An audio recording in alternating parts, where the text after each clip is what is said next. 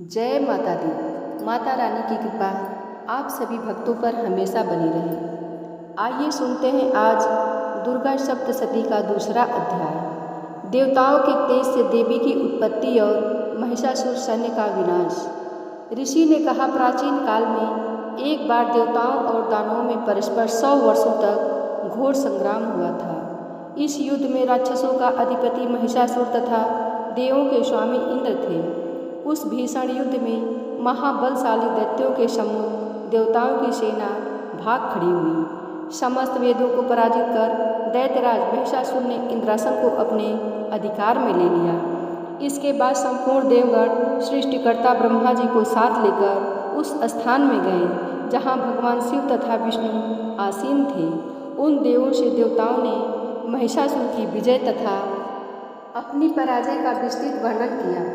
देवताओं ने भगवान से कहा कि हे भगवान, महापराक्रमी महिषासुर ने सूर्य, चंद्र, अग्नि, वायु, इंद्र, यम, वरुण तथा अन्य सभी देवताओं से उनके अधिकार छीनकर स्वयं ही सबों पर आधिपत्य कर लिया है। उस पाप आत्मा महिषासुर ने सभी देवों को स्वर्ग से निकालकर बाहर कर दिया है। अब वे निष्कासित देवगण भूतल पर मनुष्य के समान भटक रहे हैं। हम सब लोगों ने आपके समक्ष असुरों के दुराचरण का सारा वृत्तांत निवेदित कर दिया है। हम सब देवगण आपके शरणागत हैं। आप कृपा करके उस अपराजेय दानव के नाश का कोई उपाय बतलावें। देवताओं के मुख से ऐसी अनहोनी घटना सुनकर भगवान विष्णु और शिव जी दानवों पर अत्यंत कुपित हुए, जिसके फलस्वरूप उन देवादिदेव की भवें कुटिल हो गई और उनकी मुखाकृति वक्र हो गई। तब अत्यंत क्रोधाविष्ट भगवान विष्णु के मुख से एक महान तेज का उदय हुआ। तदंतर ब्रह्मा तथा शिव जी के शरीर से भी उसी प्रकार का तेज निकला। इसी प्रकार क्रमशः इंद्र आदि देवों के शरीर से भी इसी प्रकार का तेज निर्गत हुआ। तत्पश्चात वे सभी तेजपुंज एक में सम्मिलित हो गए। अब वह महान तेजपुंज ज्वलंत पर्वत के सदृश दिखाई पड़ने लगा। देवताओं ने देखा कि उससे दहकती हुई ज्वालाएं निकलकर दिक दिगंतों में फैल गई है। संपूर्ण देवों के शरीर से निकला हुआ वह तेजपुंज अद्वितीय था। वह तेजपुंज संयुक्त रूप से एक नारी के रूप में बदल गया और अपने प्रकाश से प्रकाशमान होकर त्रिभुवन में छा गया। भगवान शिव के शरीर से निर्गत तेज के द्वारा महामाया देवी के मुख की उत्पत्ति हुई। महाराज के तेज द्वारा देवी के सिर के केश उत्पन्न हुए और भगवान विष्णु के तेज से उनकी भुजाओं का निर्माण हुआ। चंद्रमा के तेज से स्तनद्वय, इंद्र के तेज से कटी, वरुण के तेज से जांघ एवं पैरों की पिंडली और पृथ्वी के तेज से नितंब निर्मित हुआ। ब्रह्मा के द्वारा दोनों पैर तथा सूर्य से अंगुलियों का प्राकट्य हुआ। अष्टवसुओं के तेज से हस्तांगुलियां और कुबेर के तेज से नासिका का निर्माण हुआ। प्रजापति के तेज से दंत पंक्ति तथा अग्नि के तेज से त्रिनेत्रों का प्रादुर्भाव हुआ। संध्या के तेज से दोनों भौमें और वायु के तेज से कान उत्पन्न हुए। इसी प्रकार अन्य सभी देवताओं के मिलित तेज से देवी के संपूर्ण अवयवों का निर्माण हुआ। समग्र देवों के संयुक्त तेज से प्रकट हुई उस देवी की मूर्ति देखकर महिषासुर द्वारा संत्रस्त देवगण अत्यंत प्रमुदित हुए। भगवान शिव ने अपने विशिष्ट अस्त्र शूल में से एक शूल देवी को अर्पण किया। भगवान विष्णु ने अपने चक्र की सहायता से नवीन चक्र का निर्माण कर देवी को दिया। वरुण देव ने शंख, अग्निदेव ने शक्ति, वायु ने धनुष बाण से पूरी 2 तरकस उन्हें प्रदान किया।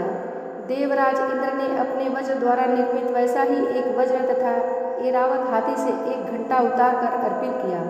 यमराज ने कालदंड से प्रादुर्भूत दंड, वरुण ने पास, फंदा, प्रजापति ने अष्टपी एक प्रकार का मणि की माला और सृष्टिकर्ता ब्रह्मा जी ने अपना कमंडलू देवी को अर्पित किया। सूर्य देव ने अपनी संपूर्ण किरणों का तेज देवी के समस्त रोमकूपों में भर दिया। काल ने उन्हें अपनी दीप्यमान तलवार और ढाल दे डाली। क्षीर सागर ने उज्ज्वल हार, कभी मलिन न होने वाले 2 दिव्य वस्त्र, दिव्य चूड़ामणि, 2 कुंडल, कड़े, समुज्ज्वल अर्धचंद्र, भुजाओं में धारण करने का केयूर, बाजुओं में पहनने का एक प्राचीन आभूषण बाजूबंद अर्पित किया। दोनों चरणों में धारण करने के लिए निर्मल रुपुर, गले की उत्तम हंसुली और सभी उंगलियों में पहनने के लिए रत्न जड़ित अंगूठियां भी प्रदान की। विश्वकर्मा ने देवी को अपना स्वच्छ परशु दे दिया। इसके साथ ही उन्होंने अनेक प्रकार के अस्त्र और अभेद कवच भी प्रदान किए। इन सभी अस्त्रों के अतिरिक्त उन्होंने मस्तक और वस्त्र पर धारण करने के लिए सदैव हरी भरी बनी रहने वाली कमलों की माला प्रदान की। सागर ने उन्हें सुंदर पद्म पुष्प दिया और हिमाचल पर्वत ने उनके वाहन के लिए सिंह तथा अनेक रत्न आदि भेंट किए। धनाधिपति कुबेर ने देवी को मधुपूर्ण पात्र अर्पित किया। समस्त ब्रह्मांड के आधारभूत नागराज शेष ने अमूल्य मणियों से पूरित नागहार भेंट किया। इसी प्रकार सभी देवताओं ने अपने अस्त्र शस्त्र तथा रत्न आदि अर्पित करके देवी की आवभगत की। इसके अनंतर देवी ने उच्च स्वर में अट्टहास करते हुए बारंबार गर्जन किया। उनके गुर गर्जन से संपूर्ण आकाश प्रकंपित हो गया। उस घोर गर्जन के फलस्वरूप भीषण ध्वनि फैल गई, जिससे त्रैलोक्य विक्षुब्ध हो उठा और सागर भी हिलोरे लेने लगा। भूमंडल में भूकंप उत्पन्न हो गया और सभी पर्वत अपने स्थान से डगमगाकर कांपने लगे। ऐसा देखकर देवों ने हर्षित होकर भगवती सिंहवाहिनी का जयनाद किया। तत्पश्चात ऋषि महर्षियों ने भी देवी की स्तुति नतमस्तक होकर की। सारे विश्व को क्षुब्ध देखकर दानवों ने अपनी संपूर्ण सेनाओं का कवच आदि से सज्जित कर हाथों में आयुधों को लेकर घबराए हुए झटके से उठकर खड़े हो गए। उस समय महिषासुर अत्यधिक कुपित होकर बोला, यह सब क्या हो रहा है? इसके बाद संपूर्ण दानवों से घिरा हुआ महिषासुर देवी की भयंकर गर्जना को लक्ष्य बनाकर उसी दिशा में दौड़ पड़ा। उसने वहां पहुंचकर देखा, वह देवी अपनी अनुपम शोभा से त्रैलोक्य को आलोकित कर रही है। उनके पदभार से बोझिल हुई पृथ्वी रसातल में धंसती चली जा रही थी। मस्तक किरीट से मानो आकाश में एक रेखा सी खिंची दिख पड़ रही थी तथा वे अपने धनुष के टंकार से पाताल स्थित सप्त लोकों को विक्षुब्ध कर रही थी। अपनी सहस्र भुजाओं के द्वारा देवी संपूर्ण दिग दिगंतों को आच्छादित करके खड़ी थी। इसके बाद ही दानवों के साथ देवी का भीषण युद्ध प्रारंभ हो गया। विविध प्रकार के अस्त्र शस्त्रों से समस्त दिशाएं चमक उठी। महिषासुर का चिछुर नामक सेनापति महान बलशाली दैत्य था। अब देवी के साथ उस महापराक्रमी दानव चिछुर का युद्ध होने लगा। दैत्यों की चतुरिंगड़ी सेना लेकर चामर नामक असुर युद्ध भूमि में डट गया। उदग्र नामक महाबलशाली दानव अपने 60,000 रथियों को लेकर रणस्थल में आ डटा। महाहनु नामक असुर अपने साथ में 1 करोड़ सेना लेकर लड़ने के लिए आ धमका। असिलोमा इस दानव के रोम तलवार की धार के समान तीक्ष्ण थे नामक असुर 500 रथियों के साथ रणभूमि में उपस्थित हुआ। वास्कल नामक दानव अपने 60 लाख सेना लेकर युद्ध करने लगा। परिवारिक नामक बलवान राक्षस अपने साथ 1 करोड़ अश्वारोही और गजारोही सेना लेकर युद्ध में आ गया। विटाल नामक असुर अपने 5 अरब सहयोगियों रथियों की सहायता से युद्ध करने लगा। इन सबों के अतिरिक्त असंख्य दैत्य समूरथ हाथी घोड़ों की सेना लेकर युद्ध में उद्यत हुए।